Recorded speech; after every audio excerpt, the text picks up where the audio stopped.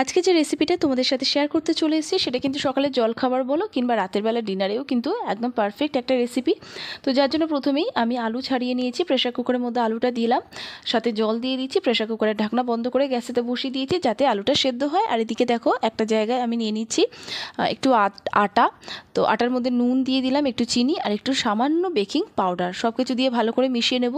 তো এটাকে কিন্তু আটার জায়গায় ময়দাও নেওয়া যেতে পারে, আবার আটা ময়দা দুটোকে মিক্সড করেও নেওয়া যেতে পারে। তো শুধু এখানে আমি আটা ইউজ করেছি।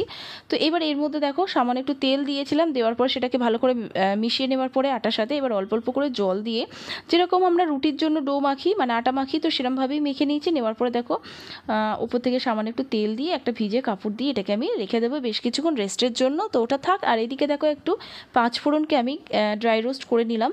তো এটা ড্রাই রোস্ট করার পর একটু এটাকে গুঁড়ো করে পাউডার বানিয়ে নিয়েছি। আর এদিকে ততক্ষণে কিন্তু আমাদের আলুটাও সেদ্ধ হয়ে গেছে।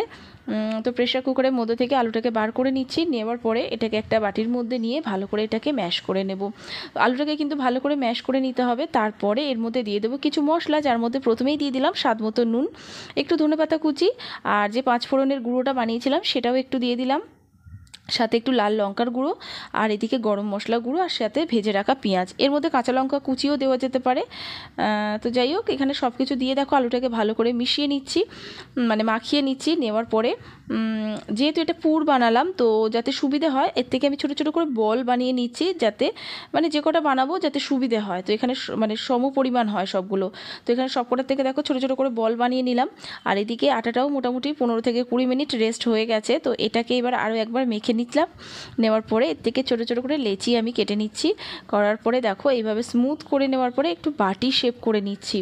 তো এরপরে ওই যে আলুর যে পুরটা বানিয়ে রেখেছিলাম সেটাই এর মধ্যে ভরে নেবার পর এইভাবে আস্তে আস্তে করে মুখটা সিল করে দেওয়ার পরে দেখো একটু রেখে দিলাম। আরও একটা দেখিয়ে দিচ্ছি। তো এরকমভাবে খুব সহজে বানানো যায়, মানে বাটি শেপ করে নিয়ে এর মধ্যে আলুটা দিয়ে দিলাম, মুখটা সিল করে ব্যাস এটাকে রেখে দিলাম। এটাকে বেলেও নিতে পারো কিংবা হাত দিয়ে আমি যেরকম করেছি সেইভাবে চ্যাপটা করে নিতে পারো।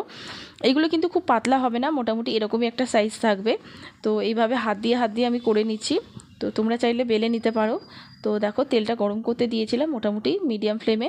তো এখন এটাকে দিয়ে লো টু মিডিয়াম ফ্লেমে কিন্তু ভেজে নেব, এপিট ওপিট করে একটু সময় নিয়ে ভাজতে হবে। তো এরকম অনেক রেসিপি কিন্তু আমার চ্যানেলে আছে, অবশ্যই চেক আউট করে নিও। আর এই রেসিপিটা কেমন লাগলো জানাতে ভুলো না। তো আবার দেখাবে নতুন রেসিপির সাথে। ভালো থেকো।